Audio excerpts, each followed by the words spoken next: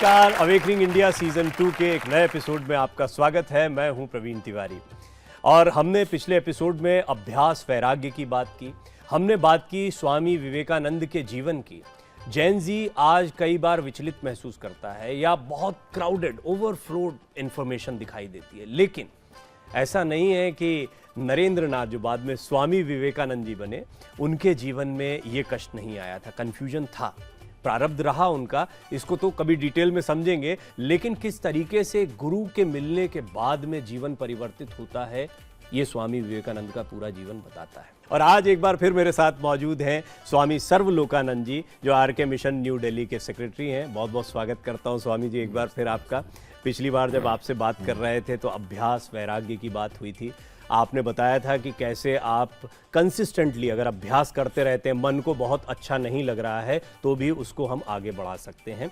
इस पर हम आज बातचीत करेंगे। युवा एक बार फिर हमारे साथ रहेंगे, उनके सवाल भी रखेंगे। लेकिन जैसा हम कार्यक्रम की शुरुआत करते हैं हमेशा एक स्वामी विवेकानंद की कथा के साथ, भारत को लेकर, इस भूमि को लेकर उनका एक विजन था। क्या विजन था स्वामी जी, भारत भूमि के बारे में क्या सपना देखते थे, वो भी इस कहानी के माध्यम से समझते हैं।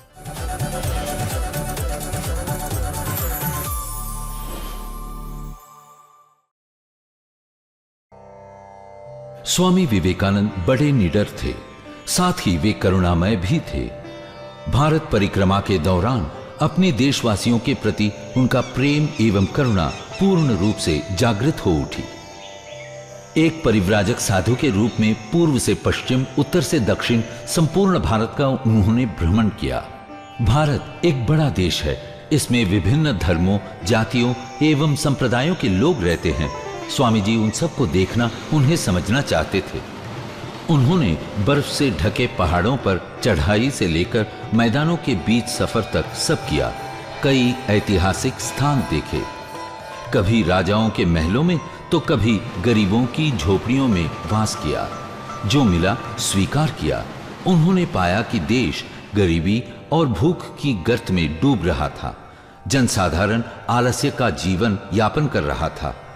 लोग अपना साहस और आत्मविश्वास खो चुके थे। अत्याचार सहते सहते वे असहाय हो चुके थे। ये देखकर स्वामी जी का हृदय पीड़ा से कराह उठा। गौरवशाली अतीत का भारत, महान ऋषियों मुनियों का भारत, वीर योद्धाओं का भारत आज कितना पतित हो चुका था। मेरे भारत का पुनरुत्थान कैसे होगा? इस चिंता में उन्होंने कई रातें बिता दी। इस चिंता को मन में लिए वे भारत के अंतिम छोर कन्याकुमारी तक गए। तैरकर वे समुद्र के बीच स्थित एक शिला पर पहुंचे। हे ईश्वर, मुझे क्या करना होगा? मुझे दिशा दिखाओ, मेरा मार्गदर्शन करो। स्वामी जी गहन ध्यान में डूब गए। 3 दिन 3 रात तक वे ध्यानस्थ रहे और अंत में उन्हें उत्तर मिल ही गया। वे उठ खड़े हुए। अमेरिका के शिकागो शहर में एक विश्व स्तर की धर्म महासभा होने जा रही थी, जिसमें विभिन्न धर्मों के प्रतिनिधि भाग लेने वाले थे। भारतीय छोर की अंतिम शिला पर मुझे राह मिल गई। मैं वहां जाऊंगा और उन्हें भारत के सनातन धर्म के बारे में बताऊंगा। जो मैं जानता हूं उन्हें बताऊंगा और जो वे जानते हैं उनसे सीखूंगा।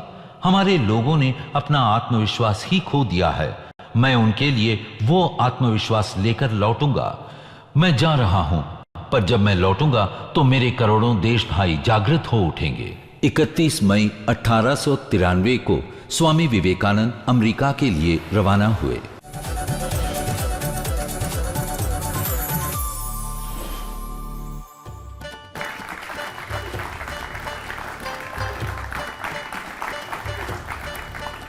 देखिए, ये विजन है स्वामी विवेकानंद का।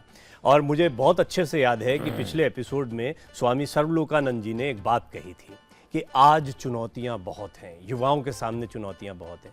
विवेकानंद जिस समय पर दुनिया के दूसरे देशों में, खास तौर पर अमेरिका गए, शिकागो गए और उसके बाद तो कई अन्य जगहों पर भी वो गए, वहाँ से वो सब कुछ सीखा जो सीखने योग्य था और भारत को बदलने का प्रयास किया। आपने कहा आज तो भारत वैसे ही जो है विश्व में एक ऐसा केंद्र बन गया, शक्ति बन गया है, लेकिन उसके साथ चुनौतियाँ पाश्चात्य वाली भी जुड़ती चली जा रही हैं, जिसको उस समय स्वामी विवेकानंद चुनौती मानते थे। आज की चुनौतियों को लेकर स्वामी विवेकानंद जी का दृष्टिकोण क्या होता और क्या समाधान होता? देखिए, जैसे जैसे आपने देखा कि स्वामी विवेकानंद जी भारतवर्ष का परिभ्रमण किया। He travel length and breadth of India. क्या जरूरत थी, क्या आवश्यकता थी? साधना के लिए तो वो आश्रम में रह सकते थे, कोई जंगल में रह सकते थे, गुफा में रह सकते, जैसे लोग पहले संत लोग रहते थे। तो लेकिन उन्होंने ये भारतवर्ष का परिभ्रमण क्यों किया? नॉट एज ए टूरिस्ट, जैसे टूरिस्ट लोग जाते हैं, घूमते फिरते हैं, भारत में बाहर जाते हैं, भारतवर्ष भी घूमते हैं, ऐसे नहीं। स्वामी विवेकानंद जी ने भारतवर्ष का परिभ्रमण इसलिए किया कि भारतवर्ष को जानने के लिए, भारतवर्ष को समझने के लिए। और वो घूमते फिरते देखा भारतवर्ष की बहुत सारी समस्याएं हैं, चुनौतियां हैं। खास करके जो भारतवर्ष की जो समस्या है, उस समस्या का समाधान हम कैसे कर सकते हैं। और इसलिए स्वामी विवेकानंद जी ने समूचा भारतवर्ष उन्होंने घूमा। और जैसे आप जानते हैं, सभी जानते होंगे, और बाद में जाके वो कन्याकुमारी चले गए, last rock of Indian peninsula. और कन्याकुमारी जो गए हैं देखे होंगे, वो जो विवेकानंद केंद्र है, बहुत बड़ा मंदिर बना हुआ है। जिस चट्टान पर स्वामी विवेकानंद जी बैठकर उन्होंने कोई देव देवी का, गुरु का ध्यान नहीं किया, वो तो भारतवर्ष का ध्यान किया, मातृभूमि का ध्यान किया कि कैसे हमारी मातृभूमि, कैसे भारतवर्ष फिर उठेगा, फिर जगेगा। क्योंकि वो जानते थे, सभी जानते थे उस समय कि एकदा भारतवर्ष सब विषय में महान था, सब क्षेत्र में महान था। India was great in all fields. लेकिन धीरे धीरे वो भारतवर्ष की जो महानता थी, वो धीरे धीरे महानता चली गई। And India become very much regretted. Swami ji को बहुत दुख हुआ सारा भारत घूम के कि नहीं, भारतवर्ष को उठाना है, भारतवर्ष को जगाना है, भारतवर्ष का विकास की आवश्यकता है, जो विकास हम चाहते हैं। और आगे जाके हम देखते हैं स्वामी विवेकानंद जी ध्यान करते हैं, और ध्यान करते करते उनको ये मिल गया कि भारतवर्ष की पतनावस्था की कारण क्या, what is the cause of degradation of India in those days, Swami ji के समय। तो उन्होंने देखा 3 कारण है कि हम साधारण लोगों को कुचलते गए, उसके लिए कुछ सोचे नहीं उन्नति के लिए। और दूसरी बात, बहुत महत्वपूर्ण बात है, दूसरी बात है कि नारी जाति का अवहेलना, नेग्लेक्ट ऑफ वुमेन। तभी से हाथ से नहीं, मत सोचिए। और तीसरा कारण उन्होंने बताया कि भारतवर्ष का जो मेरुदंड है, रीढ़ की हड्डी है, वो है धर्म। The backbone, the religion is the backbone of India. कोई माने या ना माने, ये समझना पड़ेगा। और धर्म का हम ठीक से पालन नहीं किया, we have not practised religion in right way. ये 3 कारण के लिए भारतवर्ष की पतनावस्था तब हुई थी। और लेकिन स्वामी जी दिल छोटा करने वाले लोग, व्यक्ति नहीं थे, घबराते नहीं थे। ठीक है, भारतवर्ष की पतनावस्था है, उठाएंगे भारतवर्ष को। और केवल उठाएंगे नहीं, स्वामी विवेकानंद जी ने ही सपना था कि भारतवर्ष एक दिन विश्व गुरु बनेगा। World day India will become the world teacher. विश्व गुरु बनेगा, हर क्षेत्र में भारतवर्ष विश्व गुरु बनेगा। इसलिए उन्होंने भारतवर्ष को उठाना चाहा। इसलिए एक वाणी सुनते रहेंगे विवेकानंद जी से, उत्तिष्ठत जाग्रत प्राप्य वरान्य बोधत, rise wake stop not till goal is reached. उठो, जागो, रुको नहीं, जब तक तुम लक्ष्य को प्राप्त न कर लो। Awakening India. वाह, ये आज भी जोश से भर देता है जब भी इस वाक्य को सुनते हैं, जो स्वामी जी का बहुत ही प्रसिद्ध वाक्य है। तो जैसा कि हमारे कार्यक्रम का एक तरीका है, इसमें हम कई और विचारकों को भी शामिल करते हैं। स्वामी शांतात्मानंद जी, देखिए आरके मिशन एक बहुत शानदार कार्य हमेशा से करता रहा। स्वामी विवेकानंद जी के विचारों को आगे बढ़ाया है, उनकी बातों को आज अगर हम ठीक ठीक वैसे ही समझ पा रहे हैं जैसा स्वामी जी ने कहा था, तो आरके मिशन को इसका बहुत बहुत धन्यवाद जाता है। और आज के युवाओं के लिए कार्य सतत जारी है और आगे भी जारी रहेगा। ये भी एक बड़ा प्रयास था स्वामी विवेकानंद का, जो आज इस देश में चल रहा है। और उसी से जुड़े हुए स्वामी शांतात्मानंद भी हैं। उन्होंने क्या विचार व्यक्त किए हैं वो जरा सुनते हैं।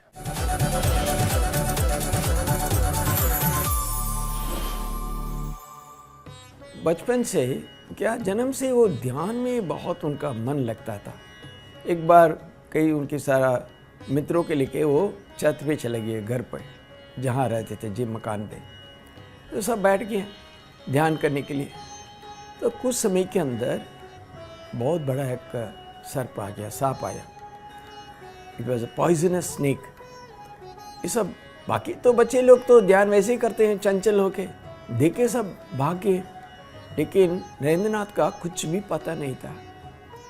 वो सांप बहुत नज़दीक आया, अपना फना विस्तार किया, लेकिन चुपचाप वापस चले गए। बाद में सब घर वाले मित्र लोग सब पूछा कि आपका डर नहीं लगा?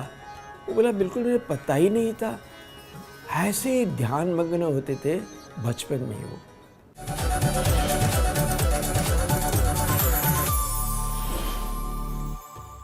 देखिए, आज यहाँ भी युवा मौजूद हैं। जब वो सुनते हैं स्वामी विवेकानंद जी की चमत्कारिक शक्तियों के बारे में, एक नहीं थी, कई थी। जैसा एक तो आपने स्वामी शांतात्मानंद से सुनी कि सर्प आया चला गया, वो किताबें बड़ी तेजी से पढ़ लेते थे, निशाना बहुत कमाल का साध लेते थे, कुछ भी कर लेते थे। जो कई जैन जी उनके कपड़ों को देखकर सोचता था कि ये हमको हमारे साथ के नहीं है, तो वो उनसे कई गुना आगे जाकर वो काम करके दिखाते कि ये छोटा मोटा खेल है। अगर तुम कंसंट्रेट करते हो, एकाग्रता से चलते हो, ध्यानस्थ होने की कला जान जाते हो, तो तुम्हारे अंदर भी चमत्कारिक शक्तियां विकसित हो सकती हैं। ये स्वामी विवेकानंद ने पूरी दुनिया को बताया। ऐसे ही युवा मेरे साथ मौजूद है। मैं उम्मीद करता हूं कि आप में भी वो शक्तियां जागृत हों। आपके जो सवाल हों वो पूछें, क्योंकि पिछली बार एक शिकायत रह गई थी मेरे मन में भी कि आप लोगों के सवाल ज़रा कम हो पाते हैं, तो अपने सवाल पूछें। मेरा सवाल ये है कि जैसे आजकल के टाइम पे जेनजीज का ये होता है कि जैसे आपने पहले भी बताया था कि एक गैदर्ड माइंड होता है और एक स्कैटर्ड माइंड होता है लोगों का। तो मोस्टली जेनजीज का क्या होता है कि वो अगर रात को पढ़ते हैं तो they are more focused than the morning, but parents का कहना होता है कि आप सुबह पढ़ो, रात को मत पढ़ो। तो आपका उसमें क्या कहना है कि इज़ इट इम्पॉर्टेंट कि लोगों के लिए सिर्फ सुबह पढ़ना is important? Yes, Very practical very practical thing. Thank you very much for your good question. बात ऐसी है, क्यों हम केवल पढ़ते नहीं, सुबह हम साधना भी करते हैं, पूजा भी करते हैं, ध्यान भी करते हैं अर्ली इन द मॉर्निंग। क्यों करते हैं? उसका बहुत बड़ा कारण है कि सोने के बाद, आराम करने के बाद हमारा जो मन है, हमारा जो इंद्रियां है, वो बहुत ही सबल रहता है। आफ्टर टेकिंग रेस्ट, रात को सोने से, अच्छा नींद होने से हमारा मन और इंद्रियां बहुत सबल रहती है। नहीं तो मन दुबला हो जाता है। मन अगर रात भर जागेंगे तो आप सुबह कुछ नहीं कर सकते हैं। इसलिए ये पढ़ने का हो या साधना करने के लिए हो, माइंड को कंसंट्रेट करने के लिए हो, सबसे अच्छा समय है, मुहूर्त है सुबह। Early in the morning is the best time. आपका पिताजी ने बताया, माताजी ने बताया, जैसे आपने कहे कि जरूर ठीक कहा उन्होंने कि अगर कुछ करना अर्ली इन द मॉर्निंग में सब कुछ करना चाहिए। और जो आप सोचेंगे, करेंगे, समझेंगे in early in the morning, वो आपको दिमाग में हमेशा के लिए रह जाएगा। और थके हुए माइंड में आप कुछ पढ़ोगे, देखोगे, सुनोगे, तब वो दिमाग में नहीं रहता। मतलब कोशिश उतनी ही कर रहे हो, लेकिन उसका परिणाम वैसा नहीं मिल रहा है जैसा सुबह मिल पाएगा। बट मजबूरी होती है। तो इसके काउंटर क्वेश्चन में रखूंगा। कुछ एक और सवाल हैं जो युवा हमसे पूछना चाहते हैं। जी, अपना सवाल पूछें। स्वामी जी के अनुसार how can India be awakened? आपका उस पर क्या कहना है? देखिए, स्वामी विवेकानंद जी भारतवर्ष को विकसित करना चाहते थे। इंडिया शुड राइज अगेन, इसमें कोई भी संदेह नहीं है। स्वामी जी यही चाहते थे, भारत का विकास तभी आप कर सकते हैं जब आप सच्चे देशभक्त होंगे। कोई आया स्वामी विवेकानंद जी के पास, अमेरिका से उसके शिष्य, और स्वामी विवेकानंद से कहा, how can I serve India? Bharatvarsh को हम कैसे सेवा कर सकते हैं? तो स्वामी विवेकानंद ने क्या उत्तर दिया? फर्स्ट लव इंडिया, देन सर्व इंडिया। पहले भारतवर्ष से प्यार करो, प्रेम करो, तुम्हारे अंदर देशभक्ति होनी चाहिए, ए सेंस ऑफ पैट्रियोटिज्म। आज देशभक्ति कहाँ है? कुछ भी नहीं है। देशभक्ति के बिना, देश प्रेम के बिना कोई भी देश ऊपर नहीं उठ सकता है, केवल भारतवर्ष नहीं। इसलिए स्वामी विवेकानंद जी चाहते थे कि पहले देशभक्त बनो, तब तुम भारतवर्ष के लिए कुछ कर सकोगे। You don't have any identity with India. आपके भारतवर्ष के साथ कोई भी एकात्मता की भावना नहीं है, तभी तो भारतवर्ष को उठा सकते हैं, तभी भारतवर्ष का विकास होगा। यही आप पहले करिए, क्या देखें क्या भारतवर्ष मतलब कैसा कुल है। मिला के हमें पहले प्यार करना सीखना चाहिए, और ये सेवा के लिए हर चीज से जुड़ा हुआ, देश से भी, लोगों से भी। बस। आप किसी से प्रेम नहीं करते हैं तो उसकी सेवा नहीं कर सकते। कितनी सुंदर बात है। यहाँ वक्त एक छोटे से ब्रेक का हो गया, और जैसे हर बार ब्रेक पर जाते हुए स्वामी जी का एक विचार आपके समक्ष हम रखते हैं, तो स्वामी जी के एक विचार के साथ एक छोटा सा विराम।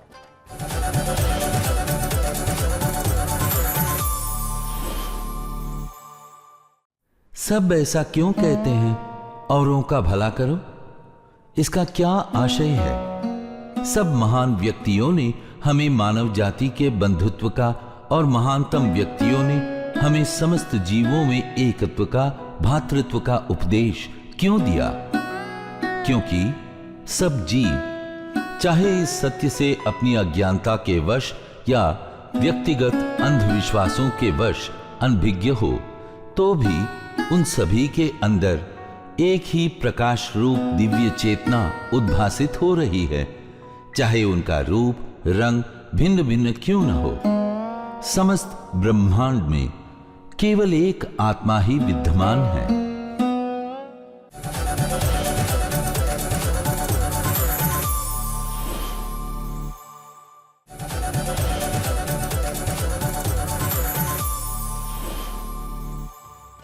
ब्रेक के बाद एक बार फिर आपका स्वागत है। और ब्रेक से पहले बड़ी सुंदर बात कही स्वामी सर्वलोकानंद जी ने। उन्होंने कहा कि प्रेम करना पहले सीखो। देश की सेवा तो ठीक है, लेकिन सेवा तब कर सकते हो जब तुम देश से प्रेम करते हो। और ये प्रेम शब्द जो है बड़ा महत्वपूर्ण है स्वामी जी के जीवन में। देखिए, पहला सवाल तो हमारा अपने से प्रेम से या अपनी कामयाबी से उठता है। इन सारे बच्चों के मन में भी चल रहा होगा, करियर है, पहले मैं खुद तो कुछ बन जाऊं तब देश के लिए करूंगा। स्वामी जी के मन में भी तो ये आया होगा। उनके मन में ये प्रेम कैसे जागा था? हालांकि आपने कन्याकुमारी वाली घटना बताई, बट ये कोई एक दिन का काम नहीं होता है। ये धीरे धीरे आप देखते हैं प्यार देश से कैसे हो और कैसे स्वामी जी को हुआ। देखिए, स्वामी जी की देशभक्ति को अगर हम जानना चाहते हैं तो मैं एक घटना का जिक्र करूंगा। स्वामी विवेकानंद जी अमेरिका यूरोप में 7-8 साल तक रहे। खास करके जब अमेरिका से वो वापस भारतवर्ष आ रहे थे, तो वहाँ के जो भक्त होते हैं अमेरिकन जी, उन्होंने स्वामी जी से पूछा कि कैसे हम, आप तो भारतवर्ष से लौट रहे हैं और आप अमेरिका में यूरोप में 6-7 साल तक रहे, अब देखा अमेरिका का वैभव, अमेरिका का ऐश्वर्य, यूरोपियन कंट्रीज, पाश्चात्य देश का वैभव, अपना ऐश्वर्य, खाने पीने का, रहने का कितना बंदोबस्त अच्छा, ये सब कुछ ने अपने देखा। Now we are going back to India, motherland, आपका मातृभूमि भारतवर्ष, आप वापस जा रहे हैं, तो भारतवर्ष जा रहे हैं, आपकी प्रतिक्रिया क्या होगी? दोनों देश का जो कॉन्ट्रास्ट पिक्चर आप देख रहे हैं। Now we are going back to India, और इतना साल ये विदेशों में रहने के बाद आप भारतवर्ष जा रहे हैं। अब बताइए, भारतवर्ष से जा रहे हैं, आप पहुँचेंगे, तब अब भारतवर्ष की प्रति प्रतिक्रिया क्या होगी? What is the reaction? Swami ji ने क्या कहा सुनिए, कैसी स्वामी विवेकानंद जी की देशभक्ति। उन्होंने कहा, मैं तुम्हारे देश में आने के पहले, विदेश में आने के पहले, मैं देश से अपने प्यार करता था, हमारे मातृभूमि से या भारतवर्ष से, अपने देश से प्यार करता था। अब मैं भारतवर्ष, तुम्हारे देश से लेकर भारतवर्ष जा रहा हूँ और वहाँ पहुँचूँगा, और मेरी प्रतिक्रिया ही होगी कि भारतवर्ष कर्म भूमि है, भारतवर्ष पुण्य भूमि है, भारतवर्ष का the every dust of India is pure to me. प्रत्येक धूल कण जो होता है वो हमारे लिए पवित्र होगा। So with this attitude I am going back to India. Swami Vivekananda ji का देश प्रेम देखिए। जब वो उतरते हैं जी, जब वो उतरते हैं, कोलंबो में आते हैं, जब इंडियन तो पहले तो इंडिया था, कोलंबो वगैरह सब, तो वो उतरते हैं जहाज से उठ के वो क्या कहते हैं, साष्टांग प्रणाम करते हैं, और ये मातृभूमि जब भूमि जो है उसका चुंबन करते हैं, किसिंग। तो ये स्वामी विवेकानंद जी की देशभक्ति, असाधारण देशभक्ति। एक घटना आपको इसका जिक्र जो अपना कहा मैं कहूँगा Mahatma Gandhi, father of the nation, उस समय की बात है जब there was freedom movement in India, Bharatvarsha का जो आज़ादी का जो आंदोलन चल रहा था, उसी समय अपने महात्मा गांधी जी वहाँ पहुँचे, कलकत्ता पहुँचे, और कलकत्ता में रामकृष्ण मिशन का कार्यालय तब भी था, अभी भी है, बेलूर मठ।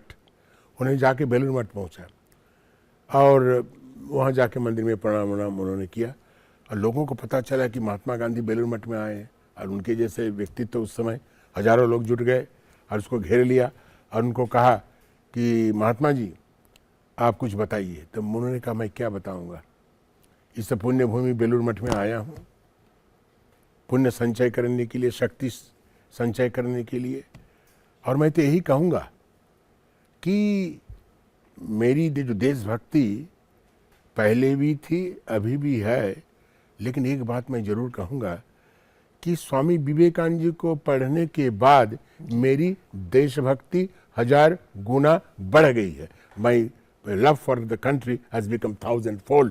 ये महात्मा गांधी का है, क्या बात। यही है स्वामी विवेकानंद जी की देशभक्ति। उनका विचार मात्र काफी है किसी में देश प्रेम जगा देने के लिए, बशर्ते आप उनको पढ़ रहे हो, बशर्ते वो विचार आप तक पहुंच रहा हो। और यही अवेकनिंग इंडिया इस सीजन का या इस सीरीज का लक्ष्य रहा है। आपके कुछ और सवाल हो तो मैं चाहूंगा जरूर। देखिए मेरे मन में तो बहुत सवाल है, मैं घंटों बात कर सकता हूं स्वामी जी से, लेकिन मैं इसको एक अवसर मानता हूं आप युवाओं के लिए भी, अगर आप में से कोई सवाल पूछना चाहे। महाराज जी को मेरा प्रणाम। मेरा सवाल यही है कि हम स्वामी जी की अचीवमेंट्स के बारे में बात कर रहे थे, बट स्वामी जी का संघर्ष बहुत बड़ा है।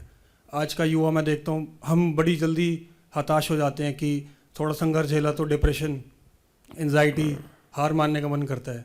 बट स्वामी जी भारत के अंदर भी उन्होंने बहुत स्ट्रगल किया, और जब विदेश गए वहाँ भी उनका स्ट्रगल काफ़ी बड़ा था।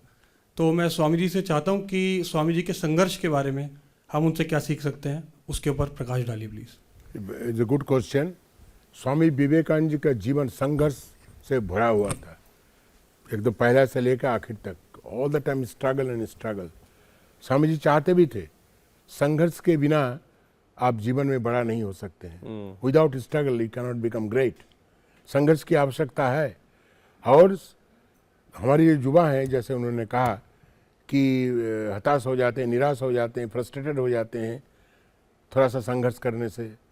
कोई भी बाधा आ जाती है, विपत्ति आ जाती है तो हम घबरा जाते हैं। घबराने की कोई आवश्यकता नहीं है। सी is the life of Swami Vivekananda. उसका जीवन तो पूरा संघर्षमय जीवन था, छोटा से लेकर बड़ा तक, छोटे अवस्था से लेकर जब वो अमेरिका गए फिर वापस आए, all the time there was struggle and struggle. और ये आपको देखना है कि स्वामी विवेकानंद जी ये सारी चुनौतियों को कैसे उन्होंने झेला और ही बिकम ग्रेट, ये तो देखना है। अब क्योंकि हम कार्यक्रम के थोड़ा अंतिम दौर में जा रहे हैं, तो मैं आपसे ये अंत में ज़रूर जानना चाहूँगा कि जब भी कोई क्लास होती है उस क्लास के बाद होमवर्क दिया जाता है। अभी कई युवा यहाँ तो सुन ही रहे हैं आपको, लेकिन टेलीविज़न के माध्यम से, डिजिटल माध्यम से देश भर के युवा आपको सुनेंगे। क्या होमवर्क जो है वो हम इन युवाओं को दे सकते हैं, या आप देना चाहेंगे कि ये काम आपको ज़रूर करना है, अगर आप इस प्रोग्राम को देख रहे हैं, स्वामी जी में आपकी आस्था है, तो इस काम को ज़रूर करो? देखिए, अब युवा हैं आप, आपको करियर जरूर बनाना है, पढ़ाई लिखाई सब करना है, अच्छी नौकरी भी मिलना है, ये जो कुछ भी बाद में करेंगे वो तो करना ही है, लेकिन इसके साथ साथ आपको अच्छा इंसान बनना है। You have to become good human being. आज के दिन में डॉक्टर, इंजीनियर, ये सब IITN, ये सब की कोई कमी नहीं है। आज के दिन में केवल हमारे भारतवर्ष में नहीं, सारे देश में, विश्व में जो कमी है, अच्छा इंसान की कमी है। The good human being, the better human being, इसका अभाव है। आज क्या देख रहे हैं हम सारे देश में, देश के बाहर कोई मानवीय मूल्य का कुछ भी नहीं। There is a tremendous erosion of human values. क्या क्या करते मनुष्य हो, क्या हम क्या कर रहे हैं आज? भारतवर्ष के मनुष्य नहीं, सारे देश के मनुष्य, विश्व के मनुष्य, हम क्या कर रहे हैं? Being a human being, what you are doing? हम क्या कर रहे हैं? हम तो केवल इनह्यूमन ये सब काम करते हैं जो हमें नहीं करना चाहिए। शर्म से कभी कभी सर झुक जाता है। तो मेरे कहने का मतलब यह है कि आप पढ़िए, लिखिए, सब कुछ करें, इसमें कोई दुहराई नहीं है। जरूर पढ़ना है, करियर जरूर बनाना है, लेकिन उसके साथ साथ आपको अच्छा इंसान बनना है। और अच्छा इंसान बनने की एक ही शर्त है, परोपकार, दूसरों के बारे में सोचना। और जब तक हम दूसरों के बारे में नहीं सोचते, और देखिए स्वामी विवेकानंद का जीवन क्या नहीं कर सकते थे वो, क्या इतनी बुद्धि होने के बाद में वो अपने निजी जीवन के लिए क्या वैभव नहीं हासिल कर सकते थे। और दूसरों के बारे में सोचने वाले को वैभव नहीं मिलता, ये भी गलतफहमी मत रखिए। आज जो वैभव स्वामी विवेकानंद का है, आज भी हैं, उनके विचार हैं, आज भी वो हमें वैसे ही मोटिवेट कर रहे हैं जैसे सशरीर होते हुए। मात्र 39 साल की उम्र में देह को त्याग दिया था, लेकिन करके वो चले गए जो कई जन्मों में कई लोग नहीं कर पाते हैं। इसीलिए अच्छा इंसान बनने से जो तात्पर्य स्वामी जी ने दिया है, सर्वलोकानंद जी ने जो कहा, उसका मैं समझता हूँ तात्पर्य आप स्वामी विवेकानंद के जीवन को अगर पढ़ेंगे, समझेंगे, या अवेकनिंग इंडिया इस सीरीज़ को फॉलो करते रहेंगे तो ज़रूर समझ पाएंगे। स्वामी जी बहुत बहुत धन्यवाद, बड़ी आनंददायी चर्चा थी और स्वामी जी की एक झलक जो है वो इस कार्यक्रम के दौरान देखने को मिली। आप सभी युवाओं का मैं बहुत बहुत धन्यवाद करता हूँ। एक बार तालियां आपके लिए मैं बजाना चाहता हूँ अपनी तरफ से। और बहुत बहुत धन्यवाद आप सभी दर्शकों का। तो इसी तरह अपना प्यार अवेकनिंग इंडिया इस सीरीज को देते रहिए। आज के लिए इतना ही, अगले एपिसोड में आपसे फिर मुलाकात करेंगे। नमस्कार।